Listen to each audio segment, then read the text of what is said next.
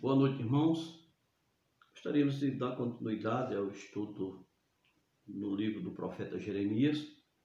Dessa vez, pedimos aos irmãos que abram suas Bíblias para o capítulo 49 do profeta Jeremias e vamos ler do versículo 28 ao versículo 33.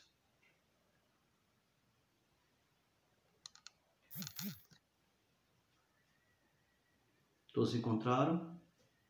49, 28 ao versículo 33. Diz assim a palavra do Senhor. A respeito de Quedar e dos reinos de Hazor, que Nabucodonosor, rei da Babilônia, feriu, assim diz o Senhor. Levantai-vos, subi contra Quedar e destruí os filhos do Oriente. Tomarão as suas tendas, os seus rebanhos, as lonas das suas tendas, todos os seus bens e os seus camelos, e levarão para si, e lhes gritarão: há horror por toda parte, fugi, desviai-vos para muito longe, ou muito longe, retirai-vos para as cavernas, ó moradores de Hazor. Diz o Senhor, porque Nabucodonosor, rei da Babilônia, tomou conselho e formou desígnio contra vós outros.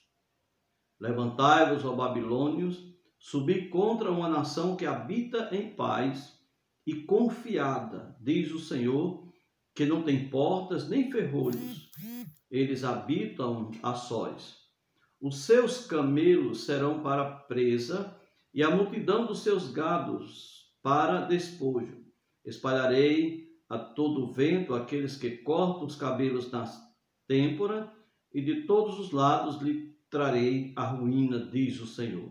Hazor se tornará em morada de chacais, em assolação para sempre, ninguém habitará ali, homem nenhum habitará nela. Que Deus abençoe a palavra em cada coração nesta noite. Meus amados irmãos, nós estamos estudando o profeta Jeremias e nós já temos estudado o juízo de Deus sobre algumas nações e cidades.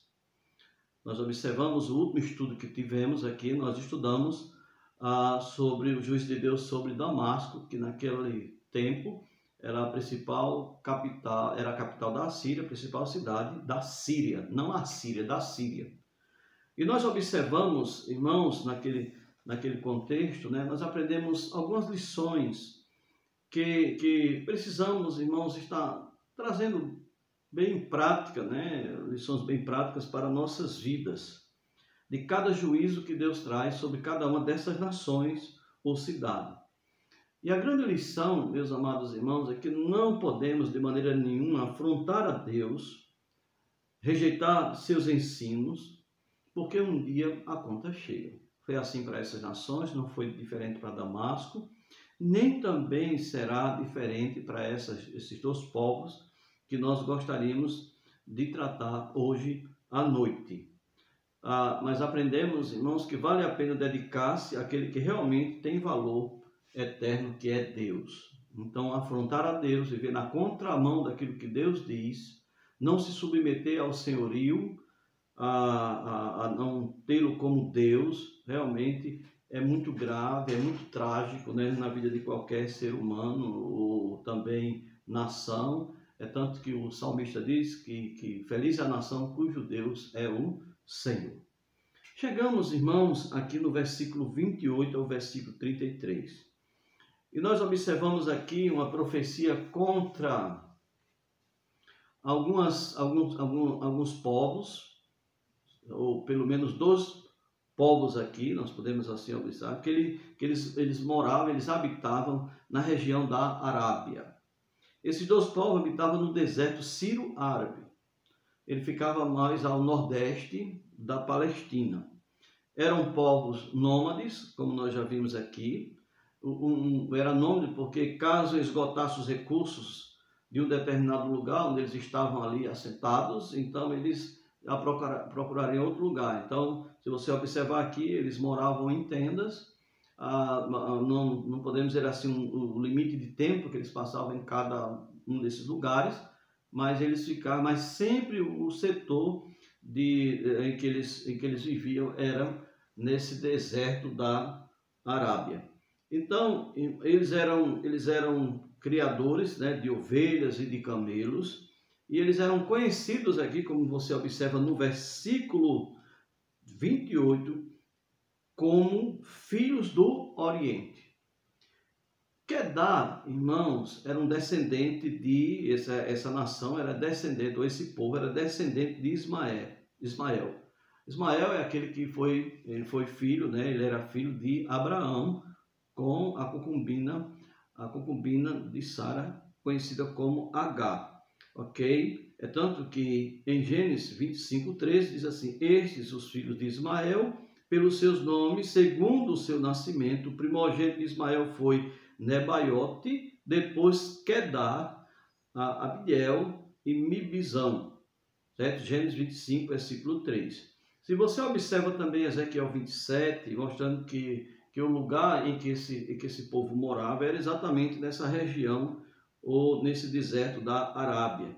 Diz assim: a Arábia e todos os príncipes de Quedar eram mercadores ao teu serviço, negociavam contigo com cordeiros, carneiros e bode, nisto negociavam contigo. Então, Quedar, ela estava localizado mais ao norte da região da Arábia. Arábia literalmente significa terra deserta ou estéril. Então, Quedar, ela era conhecida por suas caravanas de mercadores e pelos rebanhos de ovelha. Também eles eram criadores de cabras e também de camelo. Você pode observar isso, né? Lendo Jeremias capítulo 2, Isaías 60 fala sobre Ezequiel também, que nós acabamos de ler aqui, Ezequiel 27, versículo 21.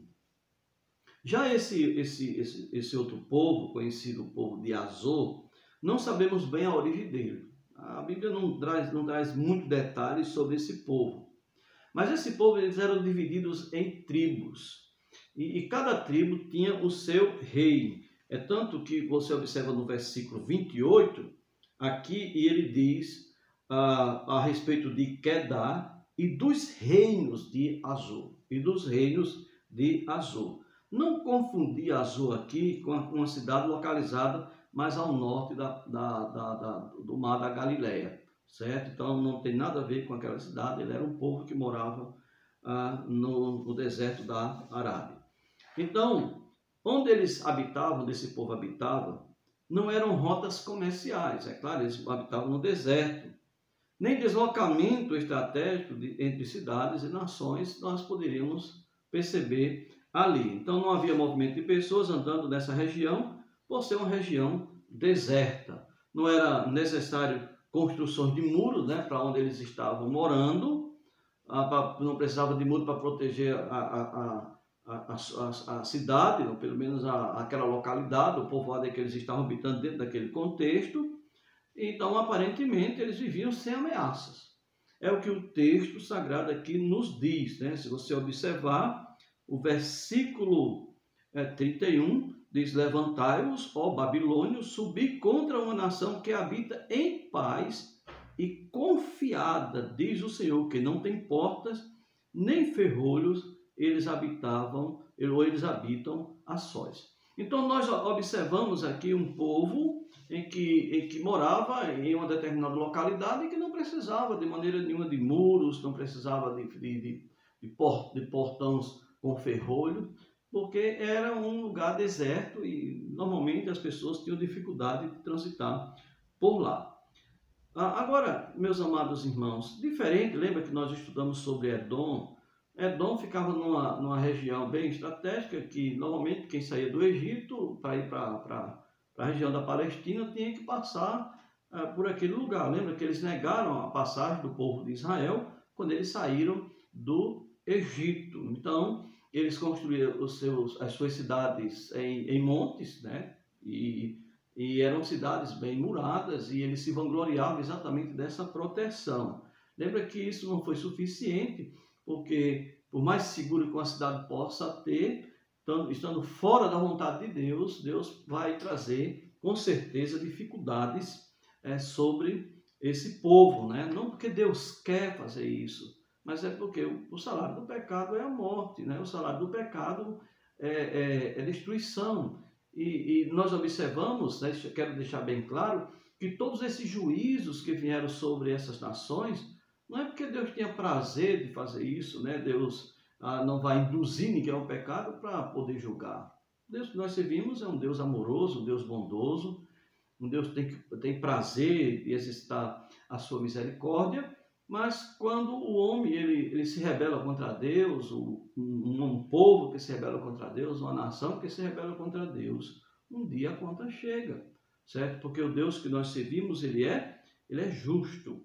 Então, uma coisa que me chama a atenção é que os povos, por mais isolados que sejam, suas ações, os seus pensamentos pecaminosos não estão despercebidos, ou não são despercebidos, né, aos olhos do Senhor.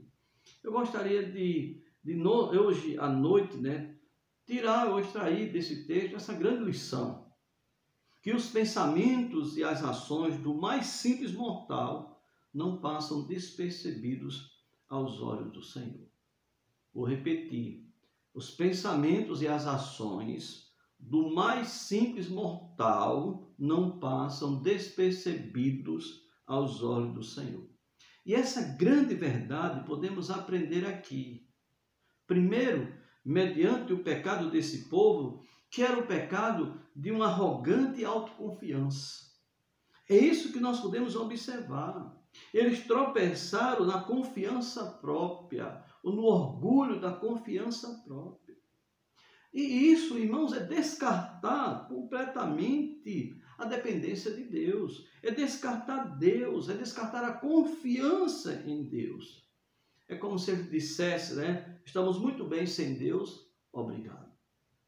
Ninguém que chega a essa situação, a essa pretensão, ou essa presunção arrogante, né, de achar que pode muito bem viver sem Deus, né, vai ficar sem receber as devidas consequências do seu pecado. Então, consequentemente, essa ação de se acharem um povo muito autoconfiança, olha, eles habitavam isolados, não precisavam de muros para cercar a cidade, e isso fez com que eles vivessem despreocupadamente. Quando, irmãos, ignoramos que há um Deus justo, que pedirá conta de todas as nossas ações, quando ignoramos que esse Deus existe, certo? Consequentemente, naturalmente, a vigilância é uma realidade. Entenderam? Por isso que hoje os grandes homens, né, entre aspas, desse mundo, eles rejeitam acreditar em Deus. Porque esse Deus cria obstáculo para os seus pensamentos e suas ações pecaminosas. Então, nós queremos, de uma maneira bem clara, deixar bem, irmãos, aqui, visível isso, ok? Que essa autoconfiança desse povo traria dificuldades para eles, porque eles iam despreocupadamente, eles estavam muito bem sem Deus. Por que se preocupar? Afinal de contas, não havia ameaça de lugar nenhum. Meus amados irmãos, isso também é uma atitude idólatra. É uma atitude idólatra. Essa autoconfiança é uma atitude idólatra, né? Confiar em si mesmo. Então, nós podemos observar o pecado aqui do texto aqui, era o pecado de um arrogante podemos dizer aqui, autossuficiência, autoconfiança. Então, eles estavam vivendo despreocupados, porque eles olham, aqui não tem perigo, aqui não tem nada, e estavam muito bem, achando que estavam muito bem sem Deus. Essa grande verdade podemos aprender aqui também, irmãos, mediante o grande e justo Deus resistindo à soberba da autoconfiança. É o que nós observamos aqui. Deus conhecia bem aquele povo, porque quando ele diz aqui no versículo 31, ele diz: levantai-vos, ó babilônios, subi contra uma nação que habita em paz e confiada. Diz o Senhor que não tem portas nem ferrolhos, eles habitam a sós. Isso mostra que por mais isolado que as pessoas possam estar, ou que uma nação possa estar, ela não está distante de Deus. Deus conhece, os olhos do Senhor estão em todo lugar. E Deus não conhece Deus não vê só literalmente as pessoas, Deus conhece o que está dentro dela. Deus conhece os corações de cada um. E Deus via naquele povo um coração arrogante, um coração autossuficiente, autoconfiante. E é interessante aqui, meus amados irmãos, que Deus sabia onde eles moravam, bem como o coração pecaminoso de cada um deles. É interessante porque nós observamos de uma maneira bem clara. E Deus aqui levantou adversário contra eles. No versículo 28, você observa, diz a respeito de Quedar e dos reinos de Azor, que Nabucodonosor, rei da Babilônia, feriu. Assim diz o Senhor, levantai-vos, subir contra Quedar e destruir os filhos do Oriente.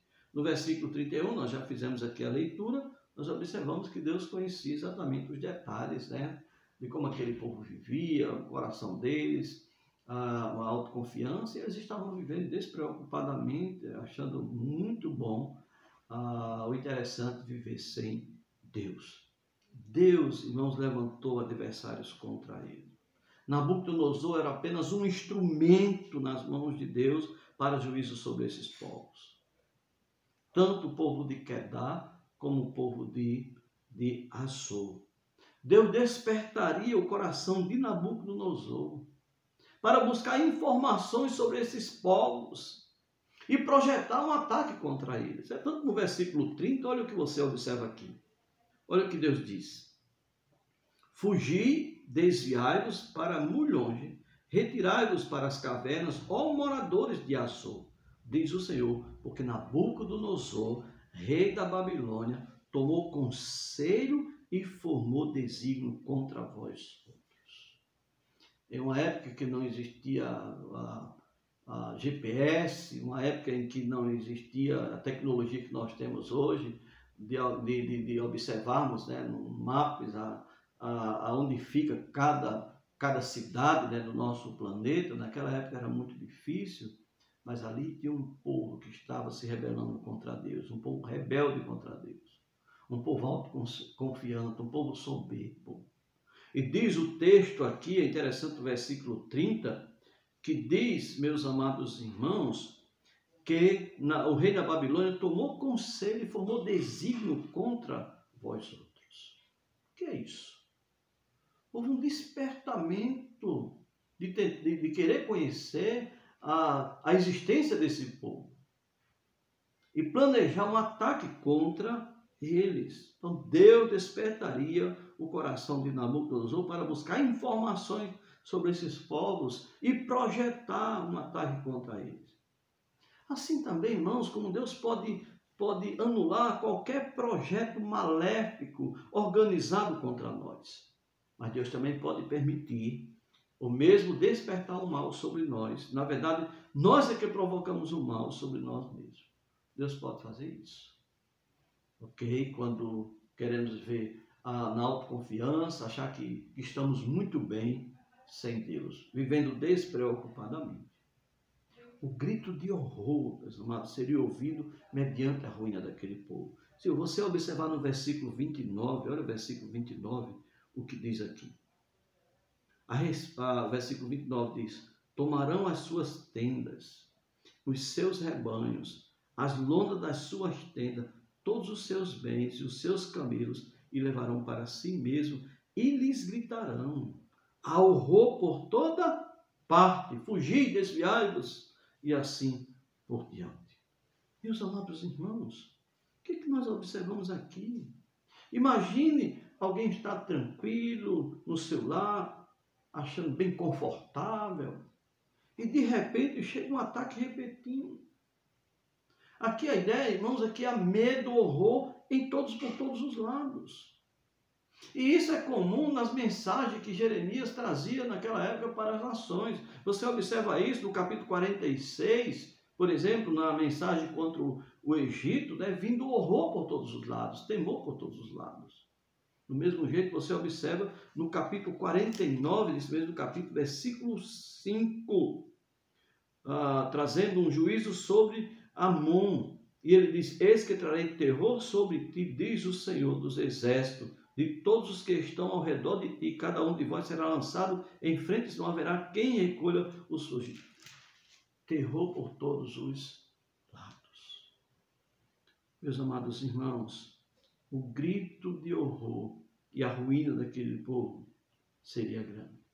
você observar no versículo 32, diz assim: os seus camelos serão para a presa, isso falando de Azor agora, e a multidão dos seus gados para despojo. Espalharei a todo o vento aqueles que cortam os cabelos nas têmporas, e de todos os lados lhe trarei a ruína, diz o Senhor. Maneira que daquele povo viver, né? Ele traz aqui, ele diz, olha, seriam destruídos, teriam que fugir, certo? Para escapar de tamanho juízo, perderiam tudo. Estavam se achando muito bem protegidos, e não é bem assim. Aquele oásis onde eles habitavam, porque normalmente onde eles habitavam, né, existia uma fonte de água, tanto que eles eram criadores de animais, de ovelhas, de cabras, de camelos. Mas mesmo assim, Deus transformaria aquelas regiões, aquele lugar da habitação dele em habitação de chacais, né? Tanto que o versículo 33, olha o que diz: Azor se tornará em morada de chacais, em assolação para sempre. Ninguém habitará ali, homem nenhum habitará nela. Olha, o lugar em que esse povo habitava jamais seriam habitados, seria uma habitação de chacais. Lobos passariam por ali, viveriam naquele contexto. Meus amados irmãos, é muito duro. Grande lição para nossas vidas. Não adianta se isolar ou se esconder. Nossos pensamentos e ações pecaminosas, meus amados irmãos, não passam despercebidas aos olhos do Senhor. Cuidado, devemos ter cuidado com a autoconfiança. Olha o que Provérbio diz. Provérbio diz: confia no Senhor de todo o teu coração e não te estribes no teu próprio entendimento. Confia no Senhor de todo o teu coração. Precisamos confiar no Senhor. Eu sei que como ser humano nós podemos organizar, nós podemos projetar algo, né, de segurança, mas nunca achando que isso é suficiente. Nosso Deus, nossa confiança no Senhor é que fará toda a diferença. Por isso ele diz: não te estribes no teu próprio entendimento. Aqui nós estamos seguros, aqui ninguém me toca, aqui não acontecerá nada, e viver de uma maneira despreocupada, achando que está muito bem sem Deus. É tanto que Jeremias, lembra que nós até fizemos referência a esse texto na lição, ou na mensagem passada. Assim diz o Senhor: maldito o homem que confia no homem e faz da carne mortal o seu braço e aparta o seu coração do Senhor. Diz que ele será como arbusto solitário no deserto e não verá quando vier o bem, antes morará nos lugares secos do deserto, na terra salgada e inabitável. Aí ele depois vai dizer: bendito o homem que confia no Senhor. E aí ele mostra que acontecerá exatamente o contrário. Então, irmãos, a coisa é séria. Devemos ter cuidado com a sensação de segurança por meios meramente humanos. Devemos ter cuidado com isso. Nós moramos aqui numa casa, colocamos cerca, colocamos a concertina, mas nós somos conscientes de que isso nada nos protege se o Senhor não nos guardar. Não é isso que o salmista diz no Salmo 127? Se o Senhor não edificar a casa, em vão trabalham os que a edificam. Se o Senhor não guardar a cidade, em vão vigia o quê? A sentinela. Devemos ter cuidado, meus amados irmãos, com a sensação de bem-estar distante de Deus. Devemos ter muito cuidado com isso.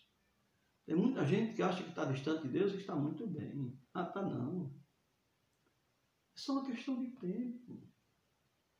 Essas nações, esses juízos que vieram sobre esses povos aqui, sobre Quedar, sobre os reis de Azor, ou de Azor, certo? Não vieram do dia para a noite, não. Foi coisas que foram trabalhadas, eles começaram e foram se vangloriando naquilo que estavam fazendo. Mas só que um dia a conta chegou. E não é diferente com nenhum de nós. Devemos ter muito cuidado com segurança meramente humana. E devemos ter muito cuidado com essa sensação de bem-estar distante de Deus. Eu estou distante da igreja, eu estou bem. Está nada. Você pode pensar, você se engana, mas você não está. Olha o que Provérbios diz, Provérbios 1,32, olha o que diz. Os nécios são mortos por seu desvio, e aos loucos a sua impressão de bem-estar os leva à perdição ou à destruição. A sensação de bem-estar. E somente os loucos é que a sensação de bem-estar, certo, pode levá-los a pensar que estão bem, mas não estão. Diz que essa sensação de bem-estar leva à destruição. Se somos crentes e não estamos ativos nos nossos devocionais diários, não estamos atuando em uma igreja local, desenvolvendo os dons que o Senhor tem nos dado, não honrando o compromisso que assumimos com a igreja, né? De frequentar os cultos, de trabalhar na obra de evangelização, né? Sustentar a obra do Senhor para que outras localidades possam ouvir o Evangelho. Como é que você pode ter a sensação de que você está bem? Cuidado, que isso pode ser um tipo de autoconfiança. Só que um dia a conta chega. Deus não é menino, não. Quando devemos ter cuidado que a nossa autoconfiança nos leve à negligência da vigilância. Porque quando estamos bem autoconfiantes, nós podemos relaxar na nossa vida espiritual.